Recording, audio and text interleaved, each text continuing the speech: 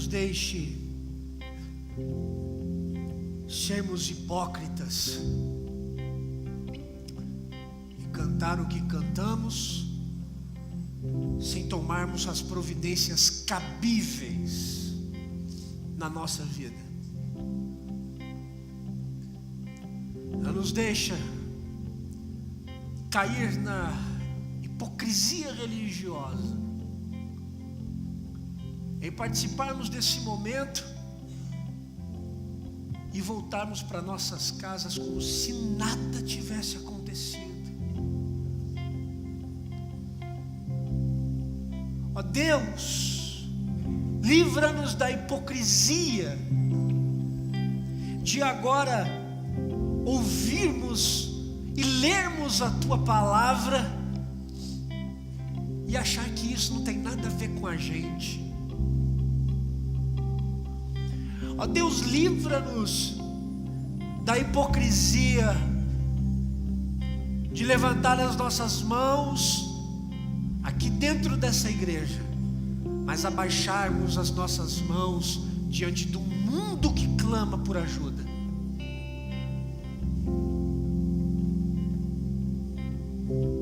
Tem misericórdia de nós, Senhor.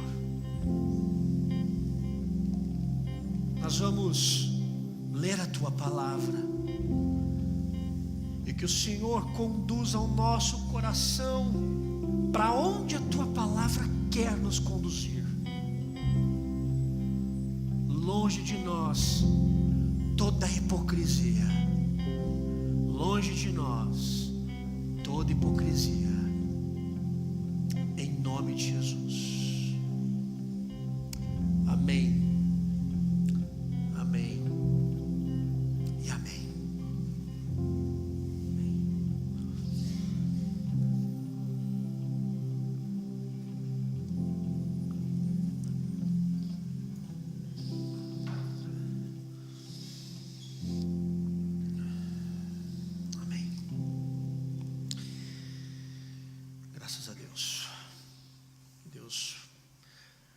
Abençoe. Esse mês de outubro, eu já estou no mês de outubro, né? Então, esse final agora de setembro, mas o mês todo de outubro, ele é um mês historicamente importante para a igreja cristã, porque é no mês de outubro que nós comemoramos os 500 anos da Reforma Protestante. Um evento que aconteceu há muito tempo atrás, mas que deve e que ainda ecoa nas nossas vidas e na igreja de modo geral. É um legado que se estende até nós hoje, e é um legado muito mais do que um legado meramente histórico. É um legado espiritual. É um legado que nos dá base e que nos dá fundamentos bíblicos para a gente poder entender e desenvolver todo o nosso raciocínio sobre o Evangelho da graça de Jesus Cristo. Então, de alguma forma, hoje, que nós vivemos no nosso presente, de alguma forma esse presente que a gente vive, ele anda abraçado ao nosso passado. De alguma maneira, o nosso presente, ele anda unido a esse passado de 500 anos atrás. E hoje, a gente precisa buscar lá atrás a base para a construção do hoje. E para a gente fazer essa analogia, dessa união entre o nosso presente e o nosso passado, foi pensando numa história que pudesse sinalizar essa analogia. Foi por isso que nós demos o nome dessa nossa próxima série de Coesão. O presente unido ao passado. Coesão. O presente unido ao passado. E nós vamos falar a partir de hoje até o final de outubro sobre essa temática.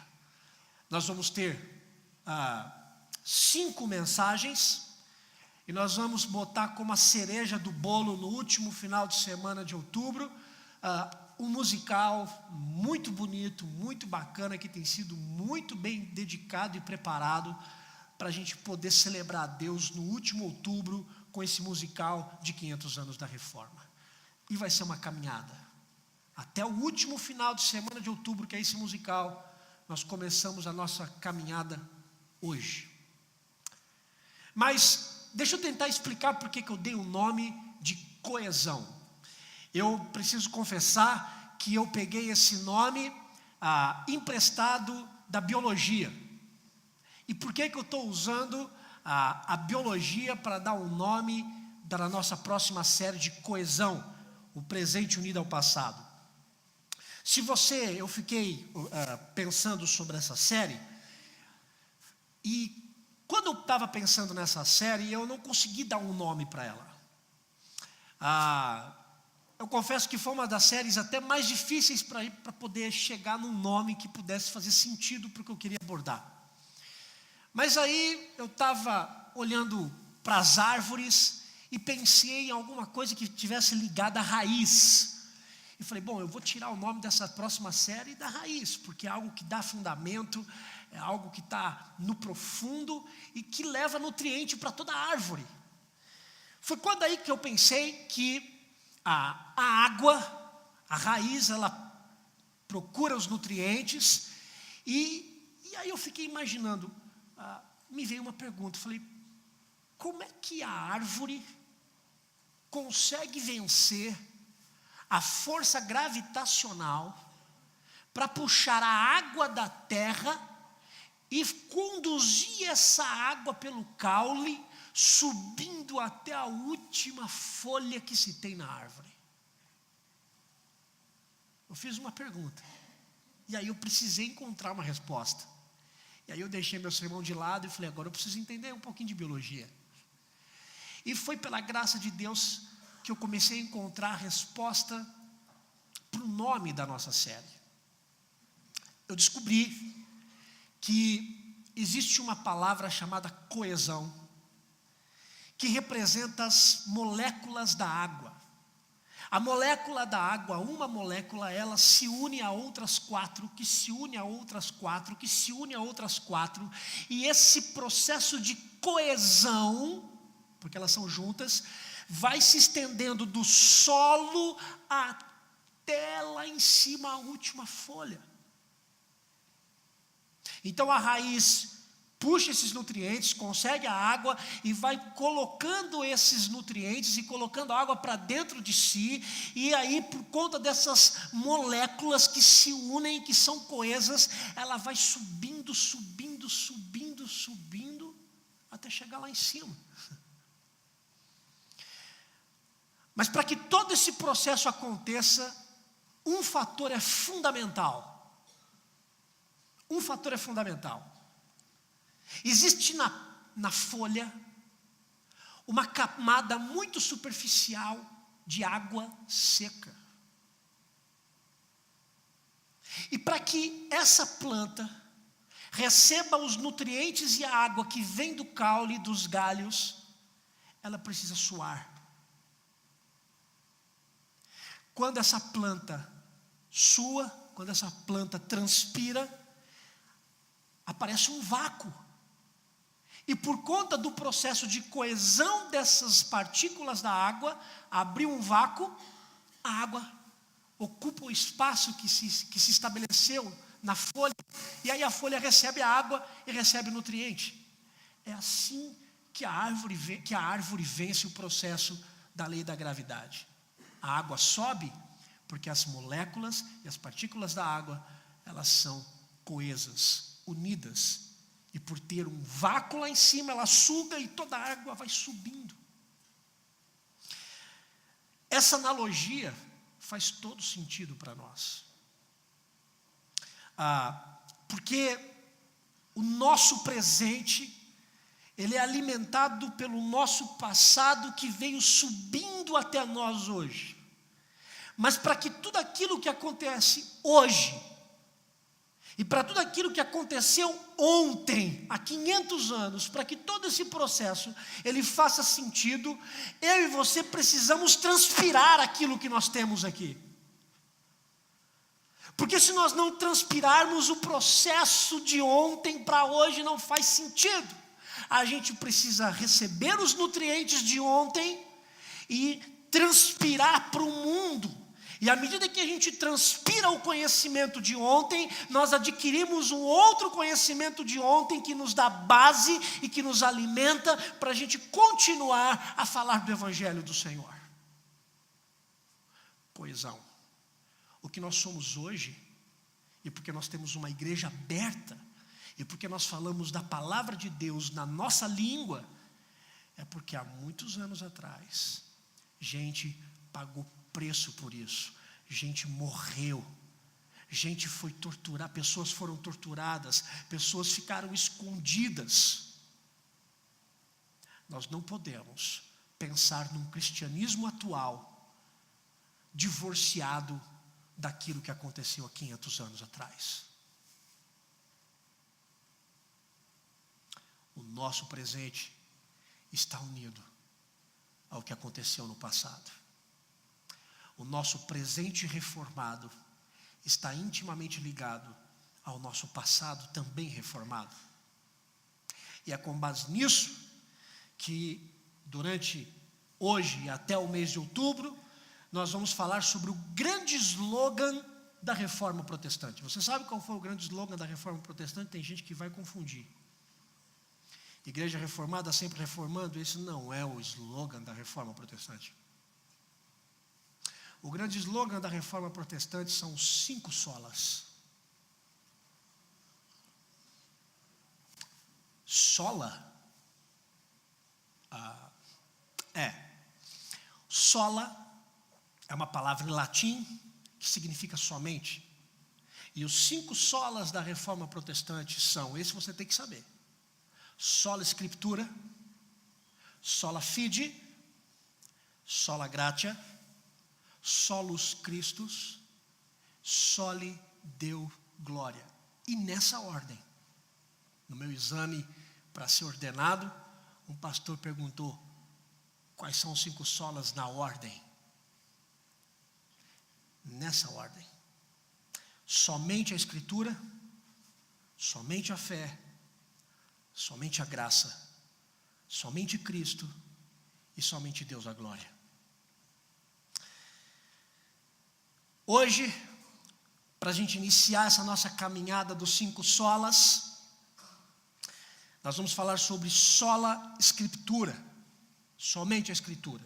E eu quero convidar você a abrir a sua Bíblia num texto clássico de Paulo ao seu filho na fé Timóteo, 2 Timóteo, capítulo 3, de versículos 14 a 17.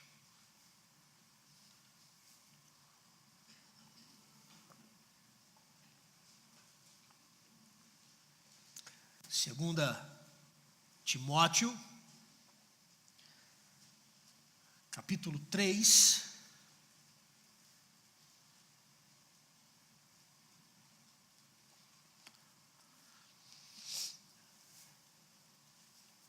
de 14 a 17.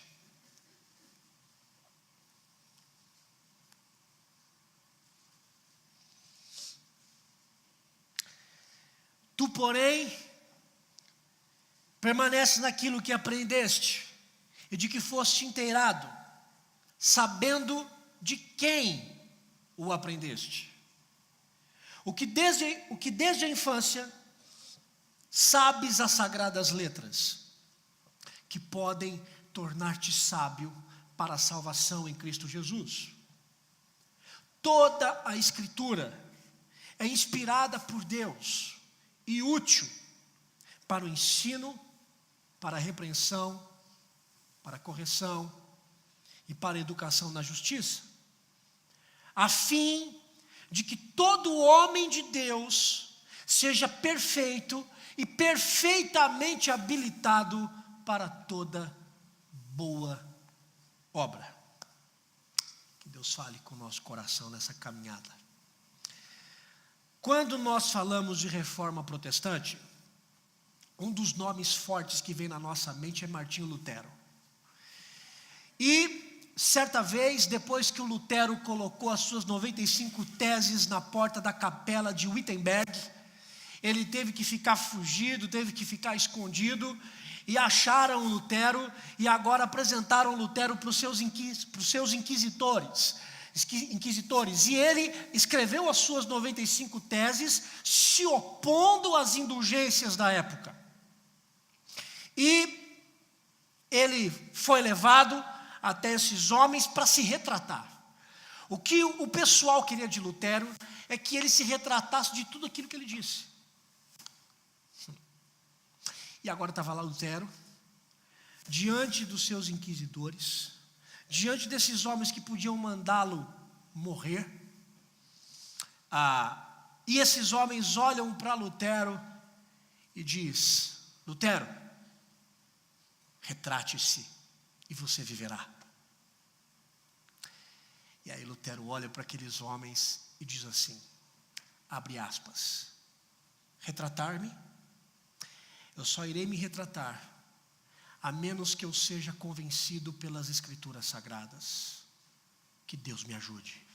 Fecha aspas. Eu só irei me retratar, a menos que eu seja convencido pelas Escrituras Sagradas. Quando Lutero fala isso, ele está mostrando que agora ele tinha uma nova visão de mundo. E que essa visão de mundo que ele tinha era ditada pela Escritura. Era ditada pela Bíblia. E o texto que nós lemos, esse texto vai nos ajudar a perceber sobre a importância do sola Escritura. Esse texto que nós lemos, ele vai ensinar para nós a importância do somente a Escritura. E vai ser uma jornada que nós vamos ter para dentro da palavra e aprendermos a valorizá-la como tal, como palavra que é de Deus. E Paulo começa o versículo 14 com uma advertência. Ele diz no início do versículo 14, tu, porém. Mas essa advertência de Paulo, no capítulo 3, não é a primeira. Se você voltar um pouquinho no capítulo 3 e chegar no versículo 10, você vai encontrar a mesma expressão. Tu, porém. Então, a expressão tu, porém, do versículo 14 é uma segunda advertência. Paulo deu duas advertências para Timóteo. E o que é interessante é que no capítulo 3, vai fazer todo sentido o porquê que Paulo dá duas advertências para o seu filho na fé. Porque o início do capítulo 3, Paulo está falando da corrupção humana, e Paulo começa a falar no capítulo 3, dizendo que os últimos dias seriam marcados por dias difíceis. E os dias não seriam difíceis por conta de problemas na política, ou por problema apenas financeiro, ou por problemas físicos. Não. Paulo está dizendo que os últimos dias serão dias difíceis por conta da forma como nós vamos nos relacionar e pela forma como nós vamos amar os ídolos do nosso coração. Dos versículos 2 até o versículo 9, Paulo faz uma lista de pessoas, ele dá uma lista de características dessas pessoas que vão tornar os dias muito difíceis. As pessoas se tornarão egoístas.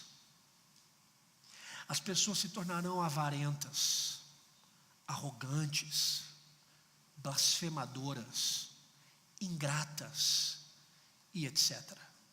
Tudo isso é o que Paulo está falando no início do capítulo 3, do versículo 2 até o versículo 9, e tem muito mais aí para a gente colocar nessa lista. A partir daí surge a primeira advertência do versículo 10. Tu, porém, e a tese do versículo 10, do capítulo 3, do versículo 10 até o versículo 13, é que Paulo está dizendo: olha, tu porém, você fica atento aos ensinamentos que eu passei para você, Timóteo. E outra, você fica atento e lembre-se do tanto que eu estou sofrendo em favor do Evangelho de Jesus. Então, quando você, Timóteo, enfrentar os dias difíceis, encontrar pessoas egoístas, pessoas avarentas, pessoas idólatras, pessoas arrogantes, pessoas ingratas, não brigue com essas pessoas. Lembre-se do que eu tenho ensinado você e lembre-se que eu estou sofrendo por conta do Evangelho. E logo em seguida, ele traz uma outra advertência. Tu, porém, é como se ele estivesse dizendo mais ou menos o seguinte: Timóteo, e tem mais. Sabe quando você toma bronca da mãe? A mãe fala, pá. Você, ufa, acabou. Não, e volta aqui, tem mais. É isso que Paulo está fazendo com Timóteo. E tem mais. E agora esse tu, porém, essa segunda advertência é dos versículos 14 até o versículo 17. E a tese dessa segunda advertência é a seguinte: permaneça no ensino das Escrituras nos tempos de infidelidade.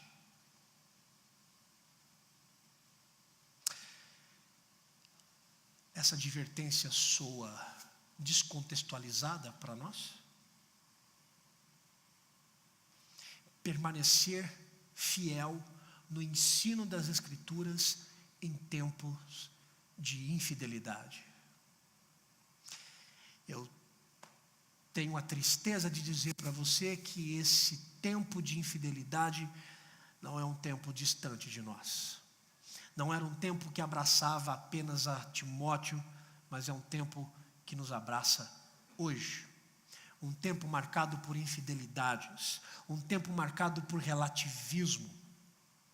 O que vai manter o meu coração e o seu coração unido a Cristo é nós estarmos e desenvolvermos essa ideia de permanecer nas Escrituras. O que vai nos livrar das ciladas do mundo de hoje e o que vai nos manter firmados em Cristo não é a igreja. A igreja, ela tem o seu devido papel. O que vai nos manter ligados em Cristo não são os nossos amigos. Eles têm um papel importante, mas também não são eles. O que vai nos fincar em Deus é a Escritura. É ela. Mas a gente tem um problema com a nossa geração. A nossa geração é uma geração extremamente preguiçosa. Porque a nossa geração é uma geração que não se dedica ao estudo das Escrituras.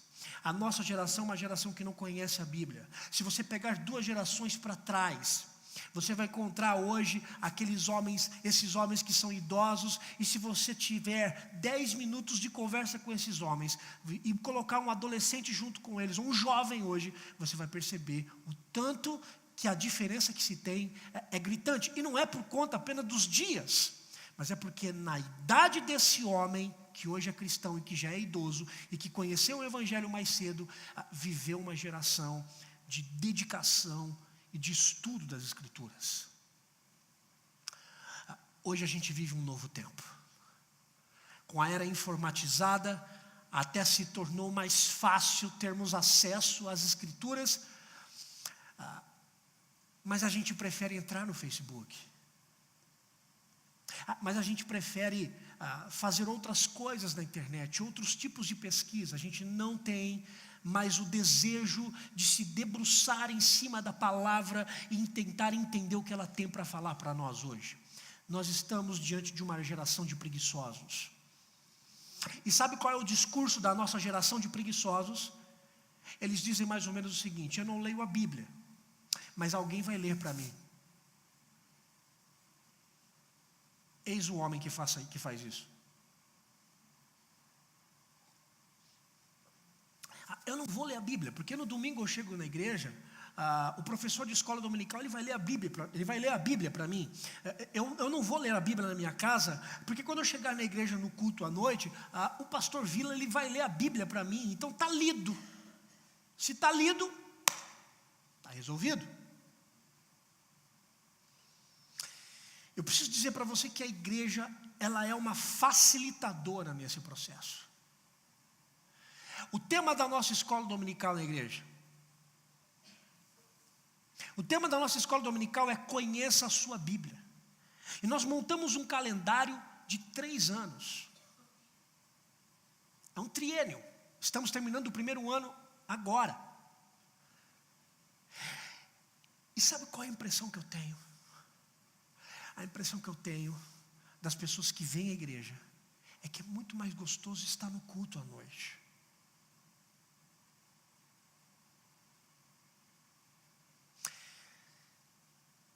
E eu não tenho essa impressão de hoje. Eu tenho essa impressão de muito tempo. A gente perde a escola dominical. A gente não perde o culto.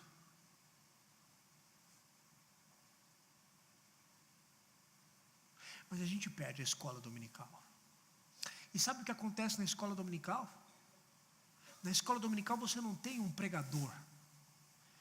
Na escola dominical você tem um moderador. E é diferente. O pregador fala. O moderador vai dialogar e levantar perguntas, causar situações, até dar uma provinha. Por que não? Mas a impressão que se tem é que a demanda e a procura não é tão boa assim. As Escrituras, ela nos ensina a viver o lado oposto dessas características que Paulo começa a falar no seu capítulo 3. As Escrituras, ela vai nos ensinar a viver o lado oposto dessas primeiras características registradas no capítulo 3. Se antes nós éramos egoístas, com a Escritura revelada ao nosso coração e a graça e o Evangelho de Jesus, antes egoístas, agora nós dividimos. Se antes do Evangelho nós éramos caluniadores, agora com o conhecimento das Escrituras nós promovemos a paz, e assim por diante. E sabe o que é mais interessante nesse texto? É que Paulo traz a importância do tema com uma palavra muito relevante. Ele diz: permanecer. Tu, porém, permanece. E a gente tem que pensar em permanecer em 2 aspectos. 2 palavras, elas vão ensinar para nós como que nós devemos permanecer no conhecimento das Escrituras. Primeira palavra, constância. E a segunda palavra, invariabilidade. E eu preciso dizer que nós temos problema com as 2 palavras. Constância. A falta ou a ausência de constância, a ausência de constância no conhecimento das Escrituras, da leitura das Escrituras, da meditação das Escrituras, ela nos coloca como presas fáceis. De quem? E a primeira coisa que vem na nossa cabeça é do diabo. Calma, a gente nem precisa chegar até ele. Se nós não tivermos constância nas Escrituras e no conhecimento dela, nós somos presas fáceis aos nossos próprios pensamentos e desejos. Se nós não tivermos constância na leitura e no conhecimento da palavra, nós seremos presas fáceis aos que os outros pensam ao nosso respeito. E nós vamos errar. E sabe por quê? Nós vamos errar porque nós não conhecemos as Escrituras. Nós devemos permanecer para não cairmos na ausência da constância. E nós devemos permanecer no ensino da palavra para não cairmos na invariabilidade. O que eu quero dizer com invariabilidade? A invariabilidade é nós não seguirmos as novas tendências de ensino. É a gente não cair nessas novidades de discursos promovidos por falsos mestres, que nos iludem e que vão colocando o nosso coração no caminho oposto ao Evangelho. Mas sabe qual é o nosso problema com a invariabilidade? É que os nossos ouvidos coçam por novidades.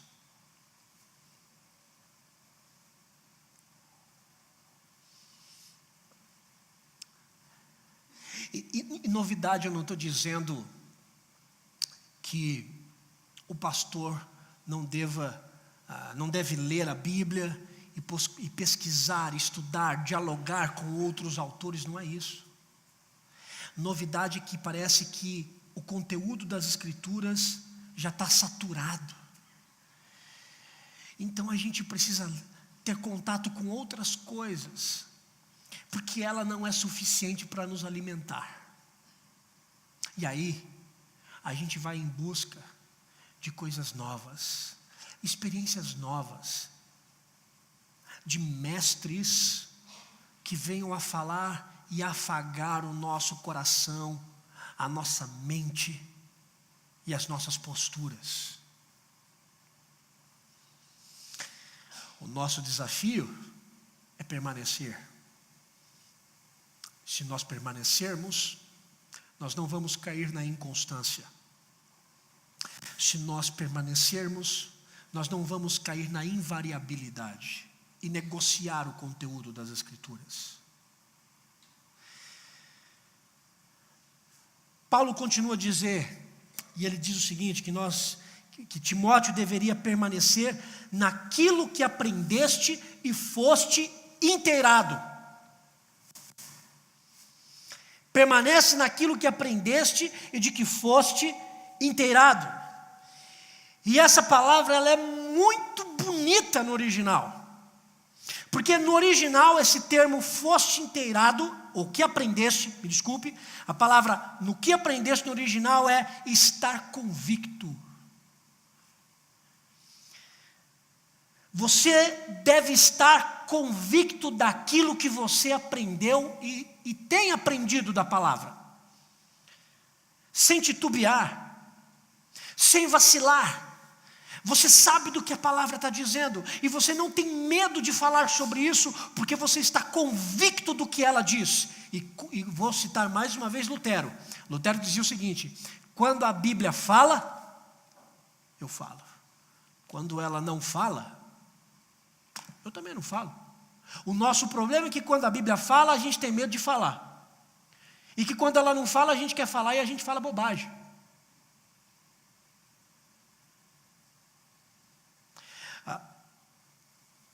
Permanece naquilo que aprendeste. É você estar convicto. Mas esse estar convicto, ele não pode estar sozinho.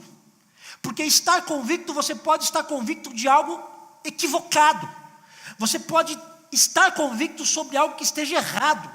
É óbvio que aqui não se trata, porque nós estamos falando das Escrituras. Então você tem que estar convicto, mas não só estar convicto. O texto diz: naquilo que aprendeste foste inteirado. Não basta apenas eu e você estarmos convictos sobre o que a Bíblia diz, é preciso também nos inteirarmos sobre ela. Estar convicto e se inteirar. Estar convicto e se inteirar. E se inteirar é estudar. Se inteirar é você navegar é você andar nas vielas das Escrituras e tentar descobrir o que é que Deus quer falar com você em cada rua, em cada viela, em cada avenida. Ou em cada tesourinha.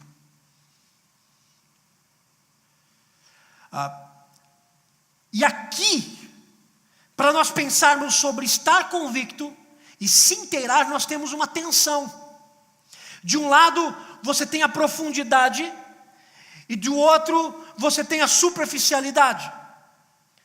A profundidade bíblica, ela é resultado de você estar convicto e de você se inteirar mais e mais sobre a sua convicção. Isso é profundidade. Você vai descobrir um crente que é profundo no conhecimento das Escrituras quando ele está convicto daquilo e à medida que ele tenta se inteirar mais e mais sobre aquilo que ele está convicto. Sabe qual é o problema da nossa geração, que é superficial no conhecimento das Escrituras? O primeiro é que a geração é uma geração que não lê a Bíblia. Mas vamos lá, vamos dizer que essa ainda seja uma geração que lê a Bíblia. Sabe onde que se encontra a superficialidade? A superficialidade, ela se encontra em estar apenas convicto, sem se inteirar. Vou dar um exemplo. A superficialidade em estar convicto é que para algumas pessoas basta aquelas informações que você tem na Bíblia e que você adquiriu sobre salvação, sobre o Espírito Santo. Basta você ter algumas informações teológicas que vão responder um pouquinho a algumas indagações do seu coração. E se você tem essas respostas prontas para as suas perguntas, você não precisa se inteirar mais. Eu estou convicto, é isso, e ponto. Você não vai se inteirar, você não vai dialogar, você não vai se aprofundar, você não vai ser confrontado com as Escrituras. Por quê? Você está convicto. Eu estou convicto, está ótimo. Esses cristãos que são superficiais e que basta para eles estarem convictos, esses cristãos, eles tendem a ser mais dependentes dessa figura sacerdotal. Eu preciso do pastor.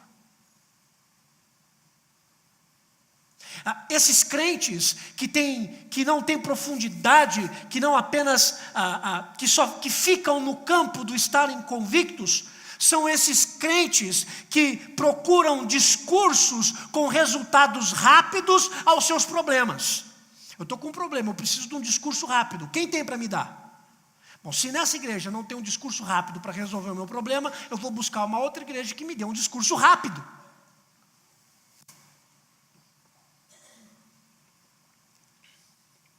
Esses crentes superficiais são esses que são levados por todos os ventos de doutrina, porque não estão inteirados naquilo que estão convictos. E Paulo começa a cavar mais. Paulo não para. Eu acho que ele estava aqui inspirado ao quadrado aqui nessa parte, porque...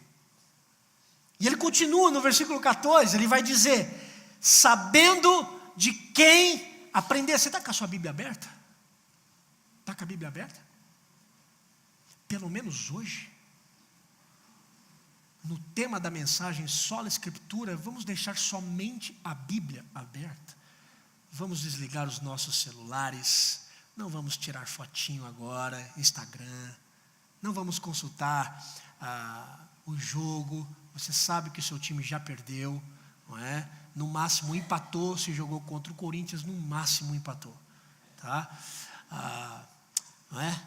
Mas vida que segue, deixa a sua Bíblia aberta. No final do versículo 14 ele diz, sabendo de quem aprendeste. Eu preciso confessar que essa última música que o Ministério de Música tocou me fez voltar a mais de 10 anos atrás. Não, bem mais. Uau, estou ficando velho mesmo. Me fez lembrar as vezes em que chegávamos eu, com os meus 2 brincos na orelha, cabeludo, com a minha gangue da igreja, de crente, e a gente chegava 10 minutos antes para o pastor. Se sou eu, tenho um treco.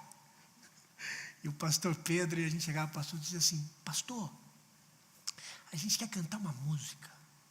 Pode? Pastor Pedro, aquela paz serena que só dele, né? Pode. E a gente cantava de oficina G3, no meio do culto. Eu lembro que tinha uns presbíteros que ficavam sentados assim, ali, de lado, usava aqueles, né, aquela roupinha bem, olhava para a gente assim, aquela cara e não respirava. Não respirava. E me lembro das vezes em que a gente cantou várias vezes essa música. E eu, à medida que vocês cantavam, eu fechei um pouco os meus olhos e pude meio que contemplar aquele momento de muitos anos atrás, de gente que estava aprendendo comigo o que era o Evangelho e de gente que se dedicava a me ensinar o Evangelho. Fica claro para mim com essa expressão, e de quem, sabendo de quem o aprendeste, uma conexão tão bela do conteúdo das Escrituras com as pessoas que nos ensinaram, com as pessoas que nos ensinam as Escrituras. E no caso de Timóteo, exatamente isso, o conteúdo das Escrituras com as pessoas que se dedicaram a ensinar a ele as Escrituras. E isso é tão belo no Evangelho, porque o ensino das Escrituras, ele não precisa ser alienado às figuras pessoais que se dedicaram e investiram tempo na sua vida para te ensinar as Escrituras. Ou seja, a gente está falando hoje sobre o sola Scriptura, mas isso não exclui o fato de lembrarmos daqueles que nos ensinaram que só a Escritura mostra Jesus ao homem pecador. O que Paulo está dizendo aqui para Timóteo é para que Timóteo pudesse lembrar da sua avó, é para que Timóteo pudesse lembrar da sua mãe e pudesse lembrar do próprio Paulo, essas três figuras que estão nas Escrituras que ensinaram a Timóteo. Eu tenho os meus nomes e eles estão firmes no Evangelho até hoje. De gente que passava na escola da onde eu saía, 5, 10 para as 11, e eu saía da rua para a rua e encontrava o carro do Luciano. E estava lá o Luciano com mais 2 dentro do carro. E o Luciano era o cara mais rico, era o cara que tinha o carro, era o cara que trabalhava no banco, era o cara que tinha dinheiro. E eu entrava e o Luciano dizia assim, hoje o Luciano é missionário pela PMT na África, em Moçambique. E o Luciano abria a porta do carro e dizia assim, ô Gu, vamos passear. E eu olhava, estava lá os meus 2 amigos, bora. E a gente ia tomar sorvete, e obviamente ele pagava, ia comer lanche, o Luciano que pagava tudo. E quantas foram as vezes que junto com o Luciano e junto com os meus amigos eu rasguei o meu coração, falando das crises que eu tinha com a minha mãe, das crises que eu tinha com o Flávio, de como é que eu ia voltar para casa, como é que eu lidava com o Evangelho e com tanta raiva dentro do meu coração. Quantas e quantas foram as vezes em que, depois de uma tensão horrível dentro da minha casa, eu saí correndo, jovem, 16, 17 anos, e num pique de 15 minutos, à noite, eu batia na porta do Gilmar e da Vera, e o Gilmar e a Vera abriam as portas da sua casa de pijama, e me colocavam dentro de uma sala, e me ouviam por cerca de 1h30, e depois de me ouvirem, abriam a Bíblia, me ensinavam, e dedicaram tempo. Eu tenho os meus nomes, e eu não posso desassociar o conteúdo do Evangelho dessas pessoas que dedicaram as suas vidas em favor da minha, porque se cá estou eu, é porque teve gente que pagou muito preço para eu estar aqui. Se eu estou aqui hoje, é porque muita gente pregou para mim. É porque muita gente ouviu os meus choros, as minhas lamúrias, as minhas infantilidades, a minha ira, os meus vacilos. E eu peço que em nome de Jesus você tenha os seus nomes. E que você saiba de quem você aprendeu o Evangelho. E de que você saiba de quem você aprendeu as Escrituras Sagradas. Porque pode soar herético, mas não é. Paulo está dizendo para Timóteo, permanece e lembre de quem você aprendeu, de gente que amou você, de gente que se dedicou por você, de gente que abdicou de tempo para estar com você. Lembre-se dessas pessoas. Vocês têm nomes? Eu espero que vocês os tenham, e espero que hoje você ore por eles, e que você coloque cada um deles no altar do Senhor, ainda que você ore até as 2 da matina, mas que você diga: Deus, eu te agradeço por essa e por essa pessoa que me conduziu até a verdade do Evangelho. Lembra de quem você aprendeu, lembra.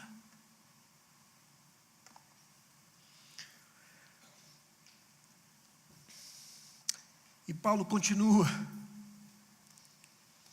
ao dizer que no versículo 15, ele continua dizendo que desde a infância sabes as sagradas letras. E aqui a gente precisa ter consciência de uma verdade muito importante.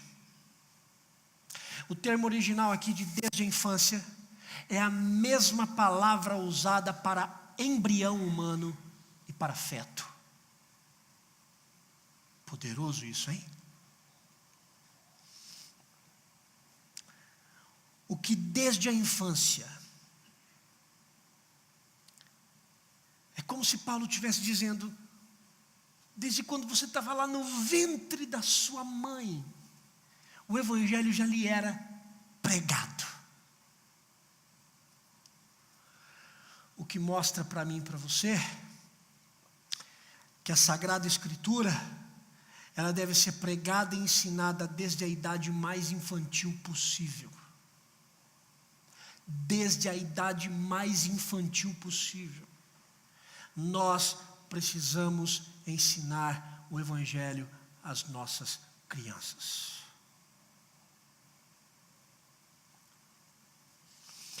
O que é que nós estamos ensinando para os nossos filhos?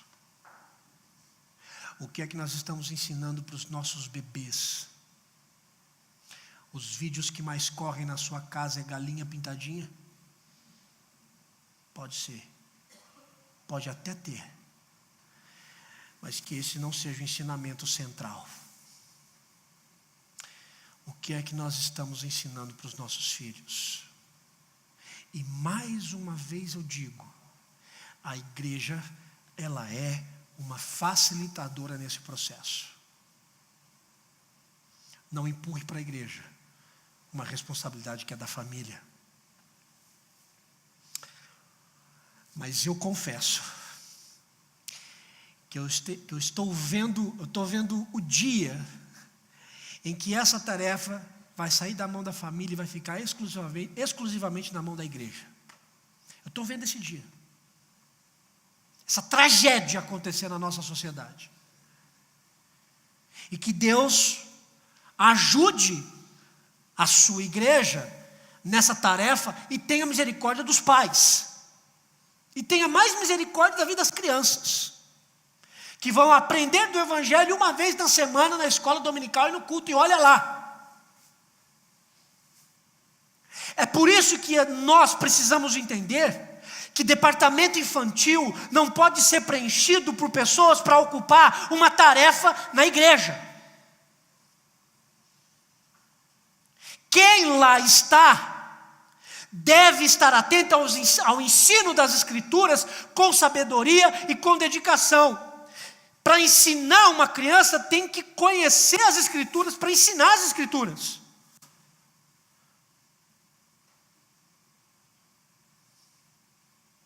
As crianças estavam aqui agora há pouco, nós oramos por elas. E qual é a responsabilidade que a gente tem? Parece que às vezes a gente como pai diz assim, ufa, subiu, vai lá. Eu entendo. Eu sou pai de 3 crianças pequenas, eu entendo. Mas a gente tem que ter tempo para mostrar para elas. Ensinar para elas como funciona o culto. Eu estava aqui com a Liege é muito agoniada, ela não para. E aí quando estava tendo a liturgia, o pessoal vai projetando ali os textos, os números, e eu falei para ela, olha filha, é um salmo, deixa eu abrir, olha, que número que é aquele lá? Ela, 6. Vamos achar o 6. 6, ela, olha. Aí abrimos em Lucas. Vamos abrir em Lucas. Aí abri em Lucas, ela, olha, L de Liege. Eu falei, olha, tem a letra do seu nome na Bíblia. Ela, papai. Mas foi só por isso, depois ela já saiu correndo, né? Valeu a tentativa. Quem ensina a criança tem que conhecer o Evangelho. O que é que nós estamos ensinando para os nossos filhos? Que postura a gente está tendo em casa? Você quando fala com a sua mulher, você quando fala com o seu marido, você quando vê o jornal, você quando está tomando banho, você quando está comendo, o que é que você ensina para os seus filhos?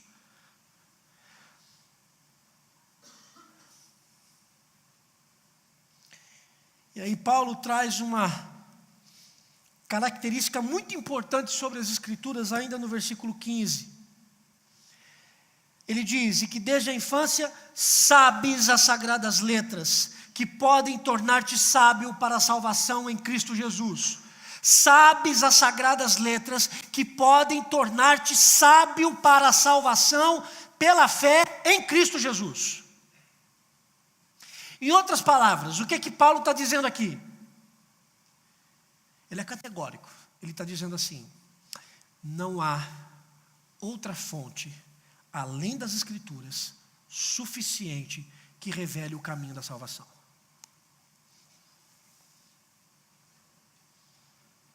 Eu vou repetir. Não há outra fonte, além das Escrituras, suficiente para nos conduzir ao caminho da salvação. Não há outra fonte. Veja, a Bíblia foi escrita para quê? A Bíblia foi escrita para tornar a mim e a você sábio. Sábio para quê? Sábio para a salvação pela fé em Cristo Jesus. Isto é, pela Escritura, e somente por ela, você sabe sobre a salvação, e você sabe como a salvação acontece na vida do homem pecador, porque só ela revela a vontade de Deus para o homem pecador. Esse é o propósito das Escrituras. Tornar você sábio quanto ao assunto da salvação da sua alma. E ser sábio é você também desenvolver a salvação à medida em que o conteúdo das Escrituras estão sendo sugados por você. Não adianta você dizer para mim, eu sou salvo e acabou. Não, isso não revela a salvação. Não revela. Isso revela conhecimento e leitura bíblica. Ok. Conhecimento e uma pessoa sábia na salvação é aquela que sabe que é salva e desenvolve a salvação. Pela via da santidade, pela via do serviço, pela via da comunidade e oferecendo os seus dons, você desenvolve a salvação. O problema é que nós temos tanta gente que se diz que bate no peito ser salvo, mas vive uma salvação anêmica. Me desculpe o termo. Não é anêmica por falta do sangue do Cordeiro na cruz. É anêmica pela ausência de interesse pelo sangue da cruz vertido por nós e por mim e por você. Porque é tão mais fácil ficar sentado sem ter que oferecer os meus dons e talentos ao Senhor e servir a igreja. Porque tem alguém que toca. Imagina que eu vou pegar a guitarra para tocar depois que o Robson tocou. Não posso. Mas por que não? Faz igual eu fazia com a Vera, e com o Gilmar, bate na casa dele lá e pede para ele te ensinar, e você vai ter que ensinar. Te vira.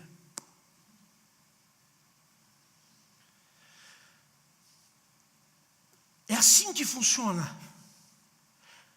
A Bíblia foi escrita para nos tornar sábios a respeito da salvação. E ser sábio é nós desenvolvermos a salvação. E quando a gente chega no versículo 16, eu não vou entrar muito no versículo 15, porque eu vou falar durante todo o mês. Ele fala, né? Que podem tornar-te sábio para a salvação pela fé em Cristo Jesus. Eu vou falar desses dois pontos. Somente a fé e somente Cristo. Eu vou falar sobre isso. Ok? Então eu quero focar aqui agora no versículo 16. Quando a gente chega no versículo 16, a gente tem a afirmação clássica sobre a Bíblia. Toda escritura, e aqui a gente precisa dizer, abre parênteses, Antigo e Novo Testamento, fecha o parênteses, toda escritura é inspirada por Deus. A palavra inspirada no original não é inspirar. A palavra no original é expirar. É soprar, não é sopro para dentro, não, é sopro para fora. Essa é a palavra no original. E a gente precisa lembrar que o sopro de Deus nas Escrituras está ligado à terceira pessoa da Trindade. O sopro de Deus nas Escrituras está ligado ao Espírito Santo para manifestar o seu poder. E sabe o que é mais belo? Que quando a gente vai para Gênesis 2, a formação do homem e da mulher, Deus expirou, soprou o fôlego de vida no homem. É muito bonito, porque as Escrituras recebem o mesmo verbo.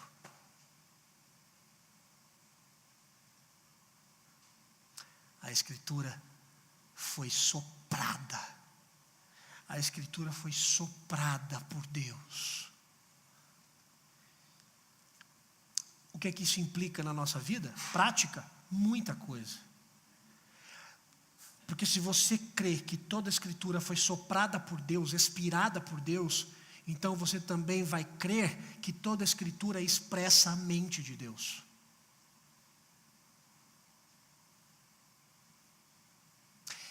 E eu não estou negando problemas que nós podemos ter ao interpretarmos alguns textos. Também não nego que nós podemos ter alguns problemas quanto a alguns assuntos polêmicos. Está na Bíblia. A gente pode ter problema, mas está lá. Porque o que as Escrituras revela a mente e a vontade de Deus.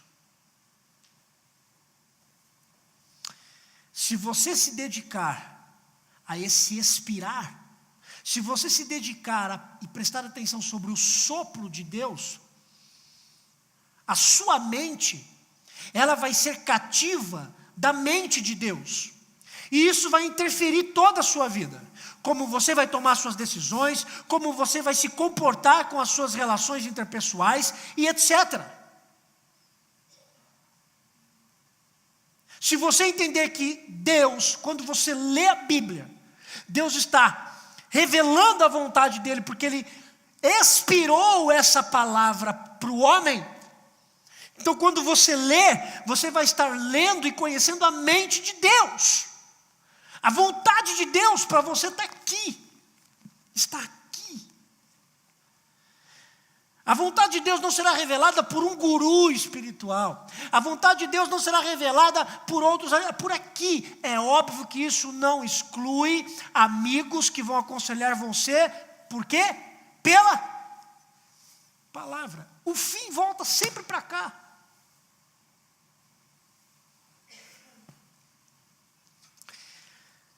Paulo continua dizendo que essa escritura que é inspirada, que foi inspirada por Deus, ela é útil para o ensino, repreensão, correção e educação na justiça. A palavra útil aqui no original é benéfico. A palavra é benéfica. Ela é benéfica para quê? Para ensinar você a vontade de Deus. Ela é benéfica para repreender como corretivo. Ela é benéfica para nos corrigir como vara.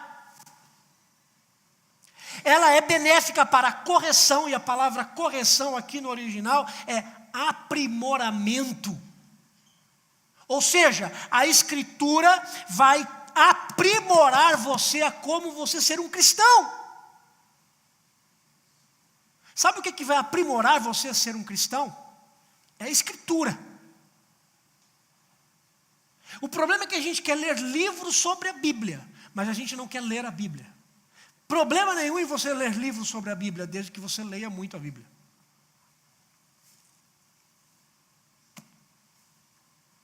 Problema nenhum você ler livros sobre a Bíblia. Eu leio livros sobre a Bíblia, mas ler livros sobre a Bíblia não é ler a Bíblia. E vou ser bem puritano quanto a isso. Vou ser bem conservador quanto a isso. Uma coisa não exclui a outra.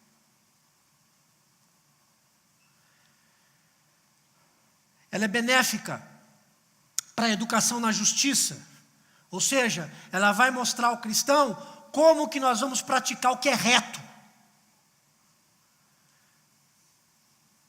Ela vai dizer para mim e para você como é que a gente deve viver em retidão, dentro de casa, no trabalho, comigo mesmo, me olhando no espelho, em todas as esferas da nossa vida. E a utilidade da Escritura aqui nos revela o que Deus espera da nossa parte. Qual é a resposta que nós vamos dar a Deus à medida em que as Escrituras elas vão sendo ruminadas pela gente? No versículo 15, versículo 16.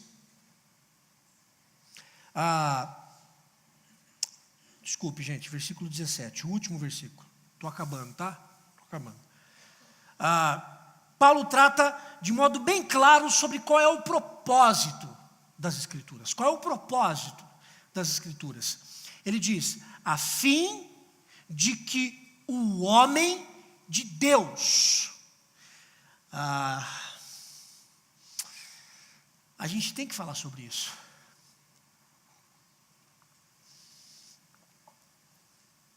Você percebe que Paulo faz um recorte na humanidade? Ele não diz, a fim de que todo homem. Tem uma especificação. O homem que é de Deus. E isso aqui vai explicar para mim e para você por que tem tanta gente estudiosa das Escrituras, mas não passa disso. Tem tanta gente que conhece a Bíblia, mas não passa de conhecimento cognitivo. Sabe por quê? Porque não é homem de Deus. Porque ainda não foi tocado pelo Espírito Santo. E tem muita gente que conhece a Bíblia, que usa a Bíblia para dialogar, mas não vive a realidade e a demanda que a própria Escritura exige de você. A pessoa tocada pelo Espírito Santo, à medida que ela estuda as Escrituras, ela recebe desse propósito. E qual é o propósito das Escrituras no homem de Deus? Qual é o propósito das Escrituras no homem ou na mulher de Deus? Versículo 17 continua. A fim de que o homem de Deus seja perfeito e perfeitamente habilitado para toda boa obra. A palavra original aqui para perfeito é completo, eficiente. E ser perfeito aqui não é um entendimento de perfeição que nós temos das pessoas que não erram. Ser perfeito aqui não está ligado à figura dessas pessoas que não vacilam nunca na vida. Você é perfeito. Não é isso. Ser perfeito, segundo a palavra original, é ser eficiente, é ser completo. Ou seja, a pessoa consegue aplicar e ela consegue ver a verdade das Escrituras em tudo aquilo que está orbitando na sua vida. Ela aplica as Escrituras de modo eficiente e completo, porque em todas as áreas da sua vida ela pensa nas Escrituras. É isso. Esse é um crente eficiente. Esse é um homem de Deus completo. Não é completo porque não erra, é completo porque aplica a Bíblia em todas as situações da vida.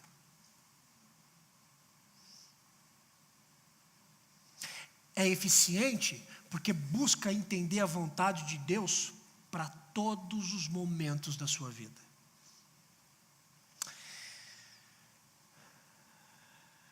Quero concluir. Em certa ocasião,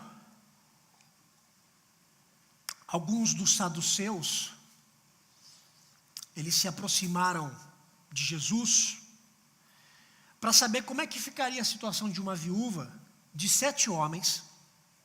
Pensa a tragédia, né? A situação de uma mulher viúva de 7 homens quando ela chegasse no céu. A pergunta mais imbecil desses saduceus era a seguinte: e aí, Jesus, essa mulher vai ser esposa de quem, hein? Casou direitinho com 7, os 7 morreram. Ela morreu, chegou no céu, e agora? Ela vai ser mulher de quem? Sabe qual foi a resposta de Jesus? Fantástica. Jesus, eu não acho que Jesus era tão paciente com esse povo, não. Jesus olha para esses homens e diz assim: vocês erram porque vocês não conhecem as Escrituras e nem o poder de Deus. Eu não acho que ele falou nesse tom. Digo eu. Vocês erram porque vocês não conhecem as Escrituras e nem o poder de Deus. Sabe o que eu fico preocupado?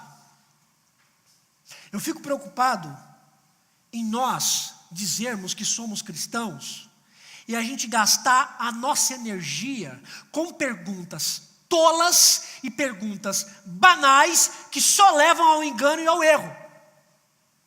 Por exemplo, Deus pode construir uma pedra que Ele mesmo não consegue carregar? Tolice! Eu me recuso a discutir uma tolice dessas. E eu tenho medo de que nós ficamos discutindo assuntos e perguntas tolas e banais, que só vão nos levar ao engano e ao erro. E eu tenho medo de ouvir de Jesus o seguinte: Vila, vocês erram porque vocês não conhecem as Escrituras e nem o poder de Deus. E se nós não conhecemos as Escrituras porque erramos, é porque em primeiro nós não sabemos quem Ele é, porque as Escrituras revelam quem Jesus é. As Escrituras revelam quem o Senhor é. E se nós não conhecemos as Escrituras, logo nós não sabemos quem o Senhor é. E o segundo ponto é que se nós não conhecemos as Escrituras, nós nunca vamos viver esse negócio pela fé.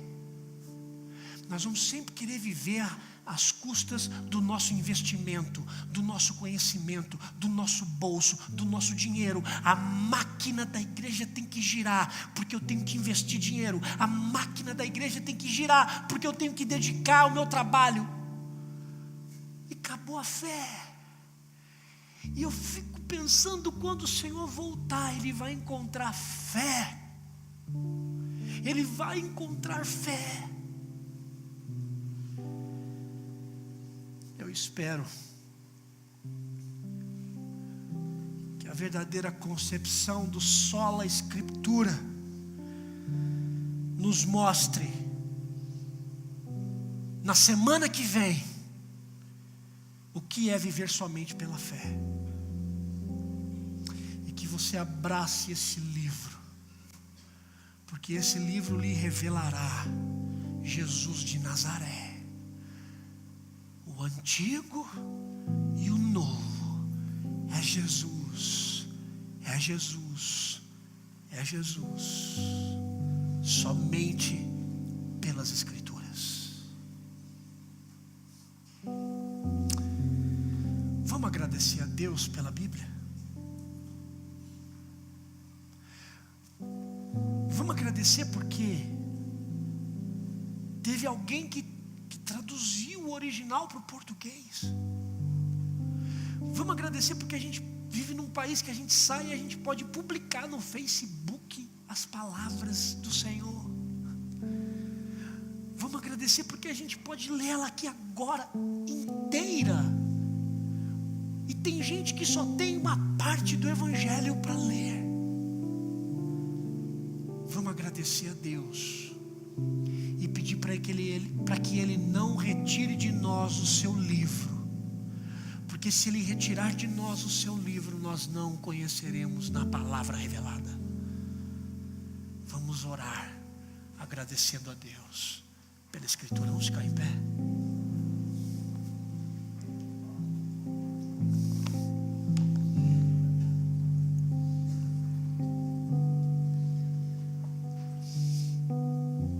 Senhor,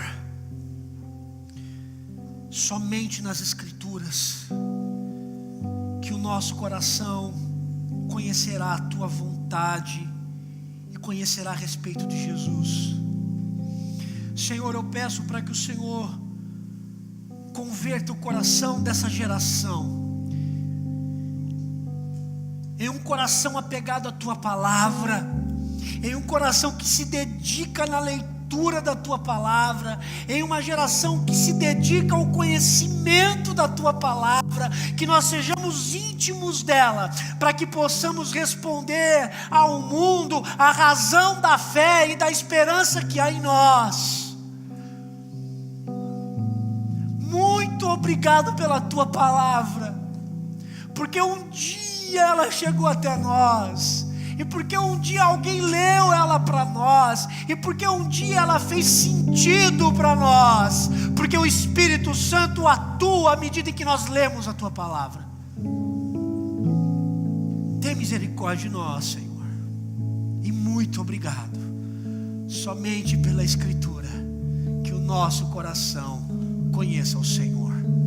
Que a graça do Senhor Jesus, o amor de Deus o Pai, a comunhão e a consolação do Santo Espírito esteja sobre você, levando o seu coração às avenidas transbordantes de alegria encontradas nas Escrituras Sagradas, hoje e para sempre.